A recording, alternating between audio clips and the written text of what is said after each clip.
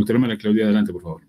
Muchas gracias, Javier, y qué refrescante haber oído el panel anterior. La verdad es que es muy interesante todas las anotaciones que se están haciendo durante esta cumbre. Y ahorita seguimos con uno de los panelistas de los cuales tengo una gran admiración y respeto, que es Luis Fernando Mejía, que nos dará una visión más precisa de la inequidad y de cómo la economía necesita visibilizar a las mujeres. Un dato que me llama la atención, doctor Mejía, es que normalmente hay más mujeres estudiando economía que hombres, pero cuando avanza en el campo profesional se reduce mucho su presencia. Hace falta que las organizaciones, las sociedades en general, den visibilidad a las mujeres y evitar esa vieja excusa de que no se encuentran mujeres para cargos directivos a pesar de que están allí. El techo de cristal para las mujeres que aspiran a cargo de liderazgo es muy bajo y la prevalencia de la pobreza y la falta de oportunidades tiene a nuestra gran mayoría de mujeres marginadas de un futuro promisorio. Quizás son muchas cosas las que nos mostrará el doctor Mejía y no quiero tomarme la palabra, sino más bien darle a usted la palabra para que nos acompañe y agradecerle por estar con nosotros en esta cumbre. Bienvenido y muchas gracias. Muchas gracias, querida María Claudia. Un placer estar en este importantísimo evento. Un saludo muy especial para todas las mujeres, los hombres que nos están siguiendo. Pues en efecto, María Claudia, yo quisiera contarles algunas cifras específicas de las brechas de género en varias dimensiones económicas, políticas, en negocios, mucho de lo que se ha venido discutiendo en esta mañana y en el día de ayer. Y también contarles específicamente qué habla la literatura sobre las oportunidades, qué generaría, digamos, una reducción de las brechas de género en términos de oportunidades de crecimiento económico para el país. Un tema, por supuesto, de la mayor relevancia dada la crisis en la que todavía continuamos en materia económica y social. Entonces, si me permiten, voy a compartir una presentación. Un minutito. A ver, dame un minutito que no la veo por acá.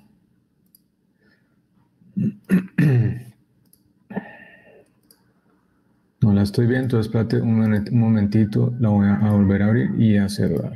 Entonces, bueno, entonces, mientras voy arrancando con la presentación, como les decía, quiero compartirles básicamente tres dimensiones grandes de lo que tiene que ver las brechas de género, con unas cifras muy detalladas. Algunas de ellas también las compartió esta mañana el director de Ardane. Y básicamente vamos a hablar primero del panorama general, luego de las brechas educativas, especialmente en lo que tiene que ver con las áreas STEM, la ciencia, la tecnología, ingeniería y matemáticas. En tercer lugar, contarles las cifras de cuáles son las brechas en materia de participación en la política y en los negocios. Algunas de esas cosas también se han hablado a lo largo de esta mañana. Y finalmente, un tema económicamente fundamental que hace parte de la visión de inclusión social y productiva, que son las brechas en el mercado laboral. Entonces, primero la buena noticia, y es que de acuerdo con el reporte global de brecha de género fabricado por el WEF, realmente Colombia no luce tan mal. Está en el puesto 22 a nivel global, entre 153 países, en niveles comparables a países como por ejemplo Canadá, lo que pareciera que en algunas dimensiones realmente Colombia tiene una igualdad de la participación de género, en algunas dimensiones ratifico, pero esto esconde brechas muy importantes que vamos a detallar en los próximos minutos. En primer lugar, este índice tiene 4 categorías relacionadas con temas como educación, salud, participación política y participación económica y oportunidades. Y si bien el índice muestra que Colombia tiene unos altos niveles de paridad en términos de educación y salud, realmente en economía y política faltan mucho camino por recorrer para cerrar esas brechas. Ustedes ven aquí a mano izquierda la paridad económica de oportunidades y realmente pues Colombia todavía tiene unas brechas. Si hubiera perfecta equidad en la participación económica y de oportunidades, este indicador estaría en 100%, o sea, estamos todavía con un camino muy grande por recorrer para cerrar esas brechas económicas o de oportunidades. Y ni se diga en materia de participación política, si bien Colombia ha avanzado sustancialmente, este indicador estaba en 10% hace 11 años, actualmente está alrededor del 32%, de nuevo la equidad sería 100%, así que todavía nos falta mucho camino por recorrer también en esta dimensión. Entonces vamos a ver en detalle algunos de los elementos más importantes y voy a arrancar con los temas de educación y especialmente con la participación de las mujeres en las carreras STEM. Entonces, lo primero es en materia de las calidades de la educación que están recibiendo nuestras jóvenes en el país. Y una forma de medir esto de una manera muy contundente tiene que ver con las pruebas PISA. Ustedes sabrán que Colombia, luego de un exitoso proceso de acceso a la OCDE, ha venido midiéndose de manera consistente en los últimos años para entender cuál es el nivel de la educación que están recibiendo nuestros jóvenes en el país. En este caso, ustedes ven en particular los resultados de las pruebas PISA en matemáticas, que naturalmente no nos va tan bien en niveles, pero lo más preocupante tiene que ver con esto que ustedes ven aquí, que las barras son las brechas de género, la diferencia entre los puntajes que hay entre hombres y mujeres. Aquí está el puntico de los hombres y aquí está el puntico de las mujeres, que es el rojo. La brecha es la diferencia entre estos dos.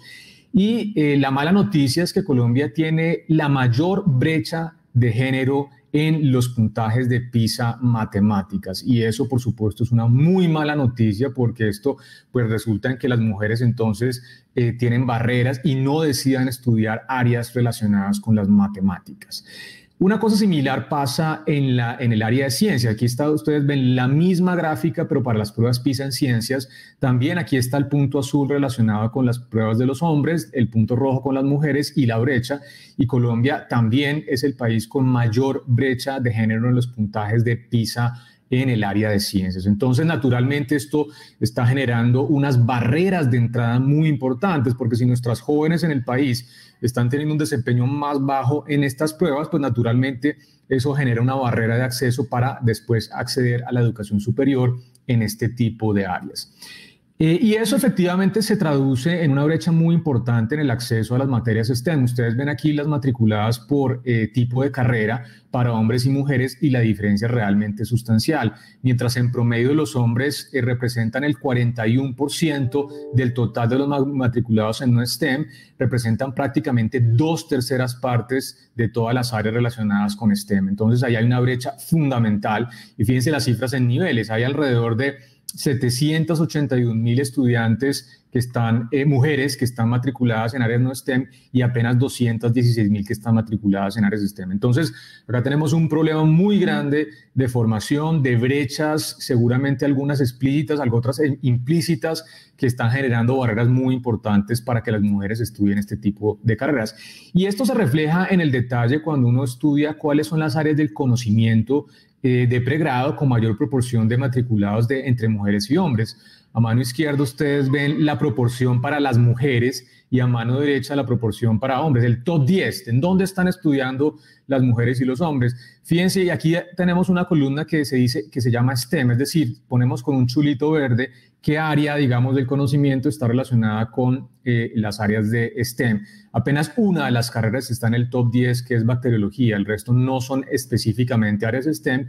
Fíjense la diferencia con los hombres. Realmente 8 de esas 10 del top 10 están relacionadas con materias STEM. Entonces tenemos un problema muy grande, de nuevo, de equiparar la cancha de acceso para las materias STEM, que indudablemente tiene una brecha fundamental de barreras de acceso para las mujeres actualmente en el país.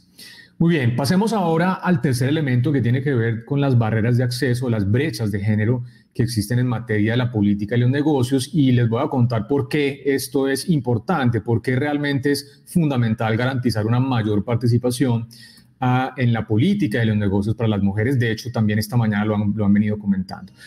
La literatura académica ha mostrado la importancia de la mayor participación política femenina sobre la percepción de temas como la labor que desempeñan las mujeres a cargos de alta responsabilidad, y todo lo que implica en materia de algunas provisiones de bienes públicos relacionadas con las mujeres.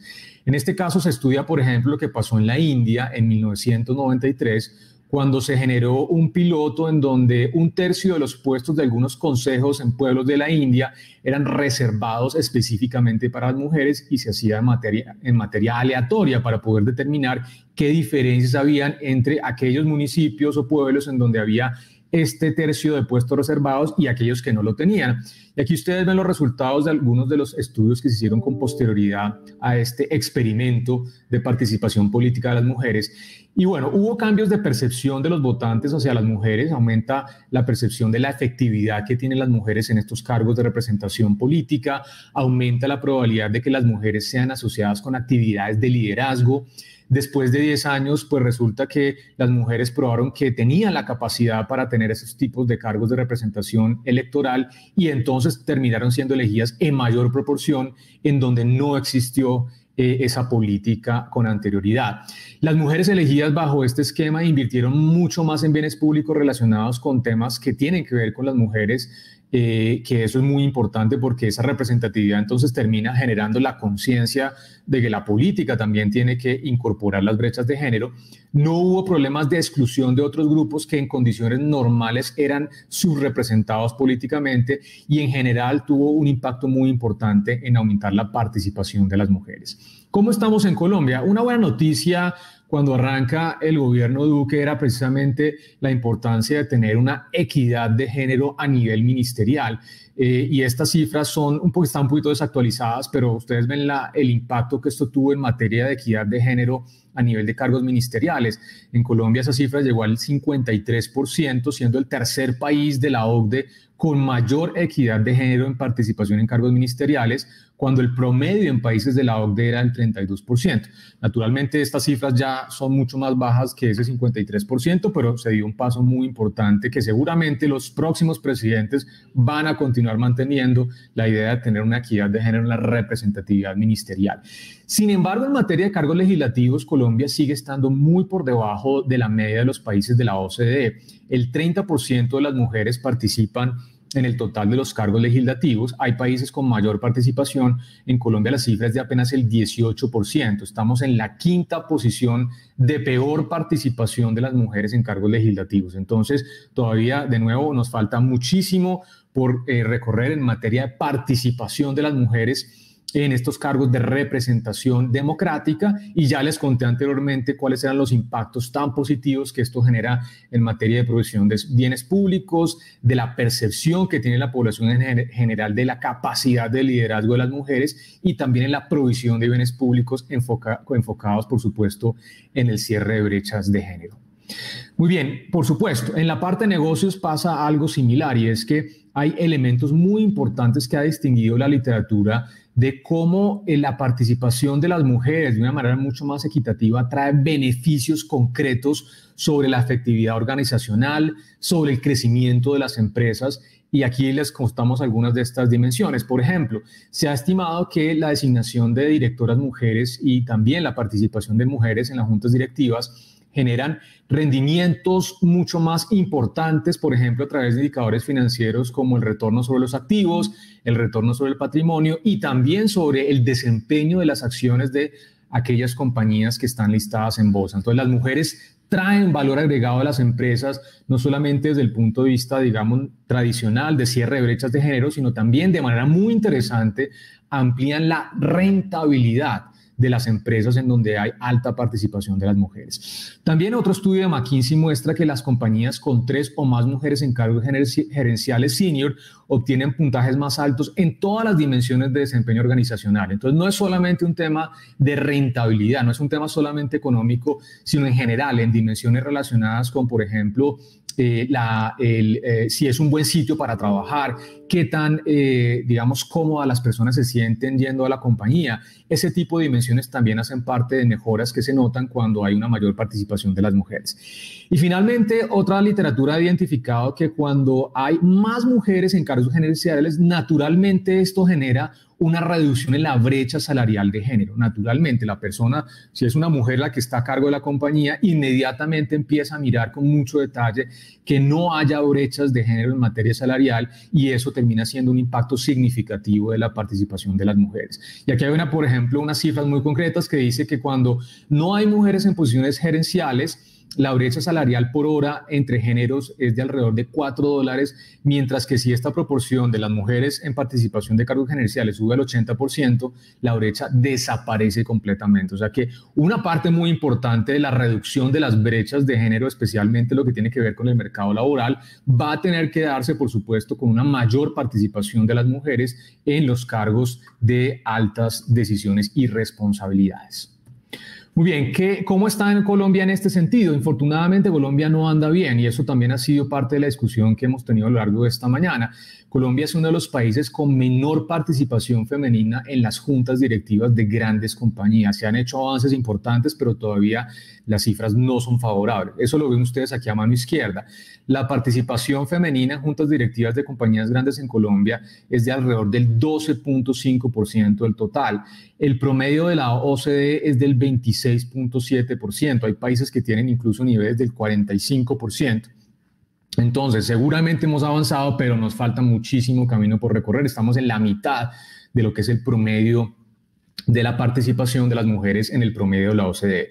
Y también tenemos brechas muy importantes en la medida más particular de compañías con gerente mujer, en donde Colombia apenas es del 18.9%. Entonces, una parte muy importante es resolver de nuevo las brechas de género al interior de las compañías relacionadas con brechas salariales. Va a tener que pasar de nuevo por generar políticas, incentivos para aumentar esta participación de las mujeres en juntas directivas y también en la cabeza, en las presidencias de ese tipo de compañías.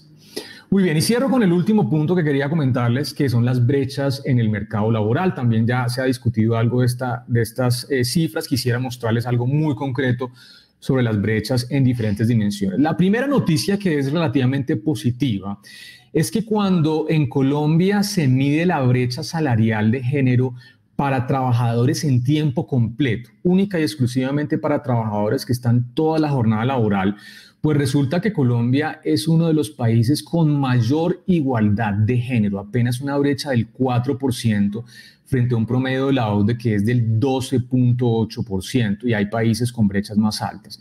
Pero ya les voy a poner esta nota al pie, estamos comparando solamente a mujeres y hombres que trabajan tiempo completo. Realmente las brechas de género en el mercado laboral no están acá. Están primero en materia de participación laboral, segundo en materia de desempleo, y ahí vamos a ver que entonces las brechas salariales sí empiezan a ser relativamente importantes. La primera tiene que ver con la tasa de desempleo. Naturalmente, ustedes habrán escuchado las noticias, lo que ha generado la crisis del COVID en términos de un deterioro de esta brecha de participación en el mercado laboral y también de tasas de ocupación. Colombia, en estos países que tenemos acá en esta gráfica, tiene de hecho la mayor brecha de género en materia de desempleo. O sea, las mujeres, cuando quieren participar en el mercado laboral, tienen muchas menos oportunidades de conseguir un empleo y por ende su tasa de desempleo es más alta. Es un problema muy grande y que nos distingue frente a otros países de la región, incluso y por supuesto a nivel de países de la OCDE. ¿Qué ha venido pasando recientemente en términos de otros indicadores del mercado laboral? Colombia, si bien tiene tasas de participación laboral, es decir, de número de mujeres que están participando activamente en el mercado laboral como ocupadas o buscando empleo relativamente altas, de todas maneras permanecen brechas importantes. En Colombia tenemos más o menos la misma proporción de hombres y mujeres con una brecha un poquito más alta de participación de mujeres, y resulta que la población económicamente activa sustancialmente se explica por una enorme participación de los hombres. En condiciones ya un poquito más normales, millones de hombres participando activamente en el mercado laboral, pero apenas 10.2 millones de mujeres. Es decir, que estamos hablando de una brecha de 4 millones de mujeres que no están participando en el mercado laboral. Y las tasas de ocupación, como les decía antes, pues realmente son muy distintas. Mientras que los hombres tienen tasas de ocupación del 64%, es decir, prácticamente 2 de cada 3 hombres que están buscando empleo, están participando en el mercado laboral, logran conseguirlo. Esa cifra es de apenas el 40% para las mujeres, es decir, apenas 4 de cada 10 mujeres que entran a participar logran conseguir un empleo. Eso explica, por supuesto, las mayores tasas de desempleo para el caso de las mujeres. Entonces, primero, la brecha de desempleo se amplió sustancialmente en la crisis. Ustedes ven aquí ven el impacto diferencial del COVID-19 por género. Para los hombres aumentó, por supuesto, la tasa de desempleo, pero la de las mujeres aumentó aún más. Y la brecha, que es la diferencia entre la tasa de desempleo de los hombres y las mujeres, pues fíjense que actualmente está en máximos históricos. Desde hace 19 años no tenía el país una brecha de género tan grande en materia de desempleo en contra de las mujeres. Es una enorme preocupación que debería ser una de las principales prioridades desde el punto de vista de la política pública económica, de la recuperación, cómo reducir rápidamente estas brechas de desempleo que se han empeorado producto de la crisis del COVID-19. Ahora bien, quisiera entonces terminar ya con la parte de las brechas salariales. Como les contaba, cuando uno mira las brechas salariales de las mujeres y hombres que están en tiempo completo, realmente no hay una diferencia sustancial, apenas una brecha del 4%. Pero cuando uno mira ya el total de los trabajadores, es decir, aquellos que trabajan no solamente tiempo completo, sino también aquellos que tienen trabajos de tiempo parcial, medio tiempo, trabajos por horas o por semanas, pues resulta que las brechas son ya ahora sí mucho más sustanciales. Esto es precisamente lo que ustedes ven aquí, el salario promedio entre hombres y mujeres, en donde consistentemente hay una brecha en relación de que las mujeres ganan menos, alrededor de un 20-22% menos que los hombres cuando se tiene todo el universo de los ocupados. ¿Esto qué quiere decir? Que hay una gran cantidad de mujeres que no están participando en tiempo completo en el mercado laboral. ¿Y por qué? Pues seguramente, como ya lo sabemos, porque se tienen que dedicar de una manera, digamos, desproporcional a el cuidado de jóvenes, adultos, niños en el hogar, las tareas del hogar, que típicamente hay una gran discriminación de género en países como Colombia. Las mujeres terminan asumiendo una carga desproporcionada de este tipo de tareas y por ende no pueden participar de igual forma en el mercado laboral que los hombres. Eso entonces se traduce en menores ingresos en promedio para las mujeres. Ustedes ven aquí las brechas por niveles educativos. La brecha más grande son para aquellas mujeres que no tienen ningún tipo de educación, pero las brechas permanecen a lo largo de toda la distribución de calificación para mujeres y hombres. Bachilleres, 24% de brecha, mujeres con educación universitaria el 20%, así que sigue habiendo un problema muy importante de brechas salariales. Entonces, fíjense, por ejemplo, uno de los temas, naturalmente hay un castigo salarial para las mujeres que es infortunado y es el tema de tener hijos. Eso es una cosa que hay que corregir. Aquí hay dos ejemplos muy contundentes de cómo tener hijos, infortunadamente, a través de no tener, digamos, mecanismos de compensación, de ayuda y de economía del cuidado, están generando que las mujeres tengan pérdidas en términos de sus ingresos anuales. Y hay dos ejemplos muy claros. Lo primero, este es un estudio para el Reino Unido y Estados Unidos, muestra cuál es el comportamiento de los ingresos una vez tienen el primer niño. Y aquí ustedes ven las cifras para los hombres en donde realmente no hay cambios después de tener el primer hijo. Y aquí ustedes ven estas dos líneas que son las de las mujeres. Una caída sustancial del ingreso que puede estar entre el 30 y el 40% para las mujeres una vez tienen su primer hijo. ¿Por qué? Porque como les decía antes, con la carga desproporcionada de cuidado de los hijos, tienen que disminuir su participación laboral y esto genera lo que se llama, digamos, una penalidad para las mujeres que tienen su primer hijo. Esto es un problema muy grande. El otro tiene que ver, por ejemplo, en el caso de Italia, la comparación ya no entre hombres y mujeres, sino entre mujeres que tienen hijos y mujeres que sí los tienen. Fíjense, la línea roja aquí muestra el comportamiento de los ingresos de las mujeres que no tienen hijos y la línea azul es de las que lo tienen hijos. Apenas tienen hijos, naturalmente caen los ingresos por obvias razones, pero esto no es una brecha que se cierra, hay una diferencia permanente y esto por supuesto implica la necesidad de repensar toda la economía del cuidado para garantizar que las mujeres puedan continuar participando de manera activa cuando así lo quieran hacer. Eso no pasa en Colombia, eso no pasa en la gran mayoría de países del mundo y eso explica por qué siguen habiendo brechas muy importantes en materia salarial en contra de las mujeres. ¿Qué sucede cuando hay una mayor inclusión de las mujeres en el mercado laboral? Pues se incrementa la tasa de ocupación femenina. Por ejemplo, en los países de la OCDE se ha estimado que si se pudiera aumentar esa tasa de ocupación femenina, se podrían generar ingresos adicionales para los países de la OCDE de 6.000 millones de dólares. Y reducir la brecha de género en el pago puede aumentar el PIB también en alrededor de 2.000 millones de dólares anuales. También otros estudios muestran, por ejemplo, que eliminar las barreras que no permiten que las mujeres puedan acceder a ciertas ocupaciones o sectores aumentaría la productividad, uno de los temas más importantes para el desarrollo y el crecimiento económico. La productividad podría aumentar hasta un 25%.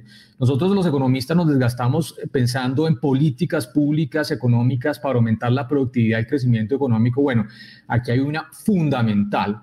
Aumentar la participación femenina al mercado laboral, cerrar las brechas de género puede aumentar esa productividad laboral por trabajador en alrededor de un 25%. No conozco realmente políticas tan exitosas potencialmente en materia de aumento de la productividad.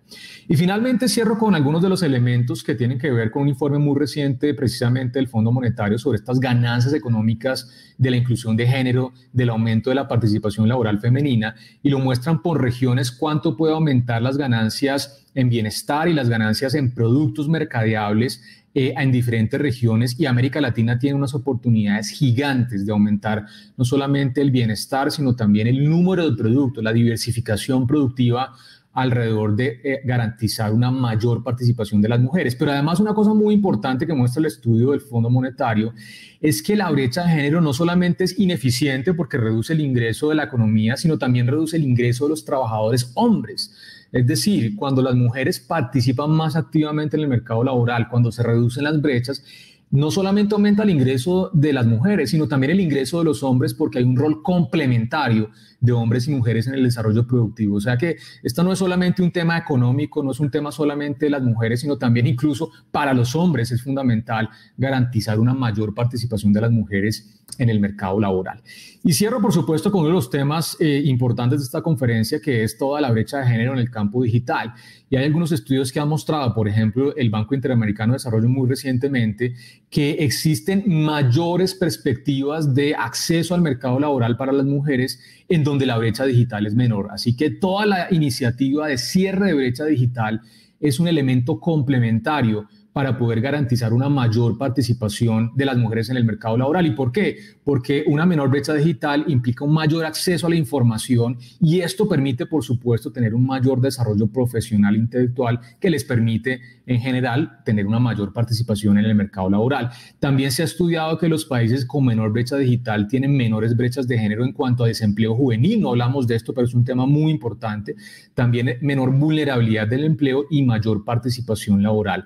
Por ejemplo, hay estimaciones que muestran que el acceso al celular se asocia a mejores indicadores en relación a un tema fundamental, que son los objetivos de desarrollo sostenible, es decir, esta visión de crecimiento económico compatible con una visión de sostenibilidad ambiental. Y finalmente, un estudio reciente de la revista latinoamericana Economía y Sociedad muestra que si las mujeres fueran empleadas al nivel que los hombres, la brecha digital se reduciría en por lo menos 25%. O sea, la causalidad no solamente va de menor brecha digital a menor brecha de género, sino también al revés. Si las mujeres tienen mayor participación, menores inequidades de acceso, también eso conduce a una menor brecha digital y, por supuesto, tiene impactos muy importantes en materia de crecimiento y productividad.